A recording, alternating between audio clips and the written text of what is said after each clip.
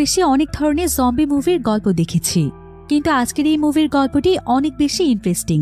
মুভির শুরু থেকে শেষ পর্যন্ত একটি জায়গাতেও আপনার বোরিং লাগবে না, কারণ এই মুভিটি 2015 সালের পর ওয়ার্ল্ড ওয়াইড এতটাই জনপ্রিয়তা পেয়েছিল যে জম্বি মুভির ক্যাটাগরিতে অনেকগুলো অ্যাওয়ার্ড রয়েছে এই মুভিটির দখলে। তাহলে চলুন ঘুরে আসা যাক ভয়ানক এক জম্বিদের শহরের গল্প থেকে।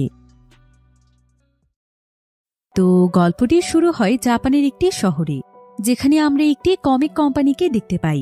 এখানে বিভিন্ন ধরনের কমিক্স বুক লেখা হয়, তবে এই কোম্পানিটি খুবই ছোটখাটো একটি কোম্পানি ছিল। সেখানে একজন ডিরেক্টর এবং তার আন্ডারে 4 জন আর্টিস্ট কাজ করে থাকে, যার কিনা কমিক্সের বিভিন্ন ড্রয়িংগুলো করে থাকে। আর এই ড্রয়িং আর্টিস্টদের মধ্যে আমরা ইউকি নামক একজন ব্যক্তিকে দেখতে পাই। কমিক্স নিয়ে কাজ করা তার একটি প্যাশন ছিল। সে শখের বশে কম বেতন হওয়া সত্ত্বেও এই কাজটি করে থাকে। সেখানে আবার মিছু নামক একটি মেয়ে কাজ করত।